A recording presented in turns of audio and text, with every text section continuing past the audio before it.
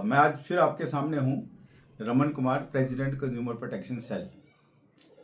आज मैं जिस विषय पे बात करना चाहता हूं वो विषय है जो क्लेम्स में इन्वेस्टिगेटर इंश्योरेंस कंपनीज डिप्यूट करती है।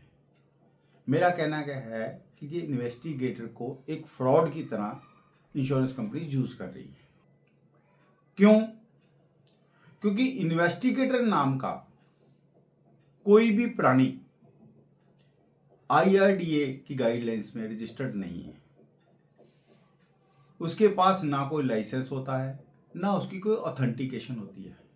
इसका मतलब ये है कि आज एक इन्वेस्टिगेटर है एक्स, वो गलत काम करे या सही काम करे, उसके ऊपर कोई एक्शन नहीं है। अगर वो गलत भी काम करता है तो कोई एक्शन ही नहीं है। दूसरी तरफ होता है इंश्योरेंस सर्वेयर।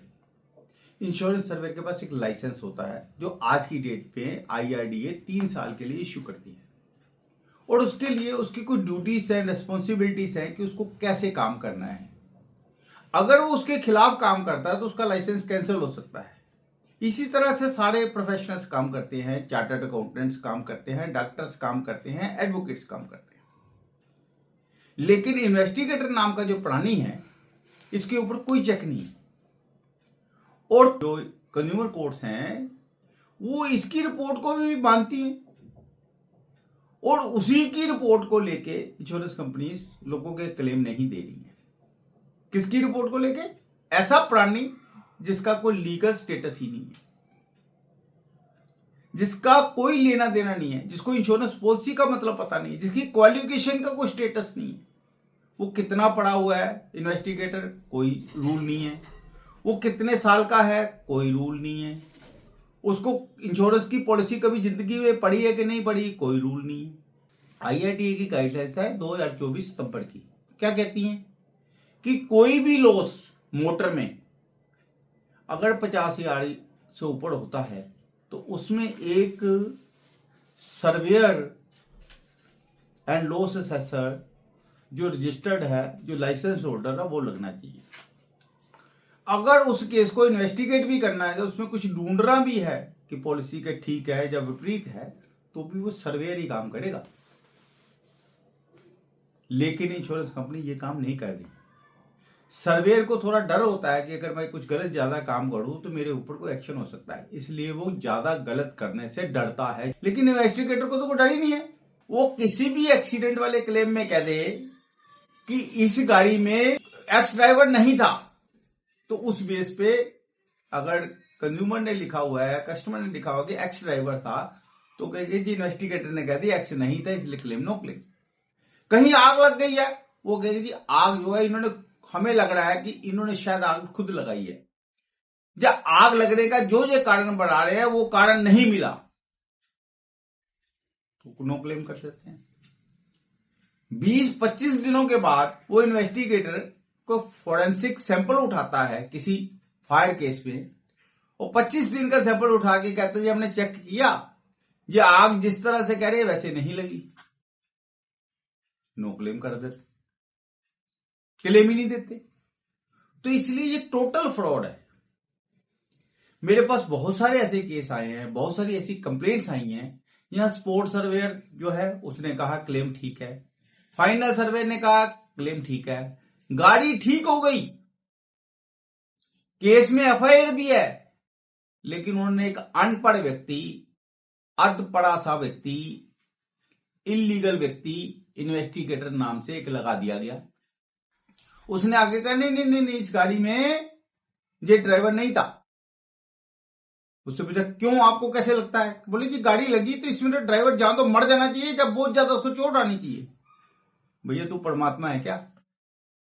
तू तय करेगा किसको चोट आएगी? तो ये विषय है। इंश्योरेंस कंपनी इसका फायदा उठा के उसके नाम पे करे, और उसके ऊपर कोई एक्शन ही नहीं है, ले नहीं सकते आप। उसकी कंप्लेंट किसको करोगे? उसकी कोई एग्जिस्टेंस ही नहीं है सिस्टम में। और हमारे यहां कंप्लेंट का सिस्टम क्या है? IRDA को कंप्लेंट कर लो, कोई नहीं सुनता, और जो ग्रीवियंस सेल है उसी कंपनी का, उसको कंप्लेंट करो तो वो कहेंगे कि वो तो उन्हीं की एम्प्लॉई है। तो कहीं भी कंज्यूमर को सुना नहीं जा रहा। तो कंज्यूमर को बिल्कुल सावधान रहना चाहिए। जैसे ही आपका कोई लॉस होता है, आपको क्या करना है, अगर कोई ऐसा व्यक्ति आपको फोन करता है कि मैं जी इन्वेस्टिगेटर हूं, उससे पहले आइडेंटिफिकेशन मांगिए कि आपको आइडेंटिफाई करें, और secondly you have been deputed, इसका प्रूफ दे। मैं आज की डेट में आपको कह सकता हूं कि मैं अगर किसी के घर में लॉस हुआ हो या किसी की गाड़ी की एक्सीडेंट हुई हो, उसको मैं फोन करूं कि मैं बोल रहा हूं सर्वेयर फलानी कंपनी से, एक्स कंपनी से, वो मुझसे ये भी नहीं पूछेगा कि आप डिप्यूट हुए, वो सारी बातें मुझे बतानी शुरू कर देगा। और अगर मैं उसको कहूं कि मैं कुछ डॉक्यूमेंट के लिए आपके पास आ रहा हूं, तो अपने घर में घुसा लेगा मुझे। ऐसी स्थिति बनी हुई है। किसी वर्कशॉप पे चले जाओ आप सर्वे करने, या किसी भी जगह पे आप सर्वे करने चले जाओ, तो आपको कोई पूछता ही नहीं है कि आप डिप्यूटेड हो कि नहीं हो। आप कहते हो मैं सर्वेयर हूं, मैं डिप्यूटेड हूं, वो कहते ठीक है जी इंस्पेक्शन कर लो। कोई डॉक्यूमेंटेशन प्रूफ ही नहीं पूछ रहा।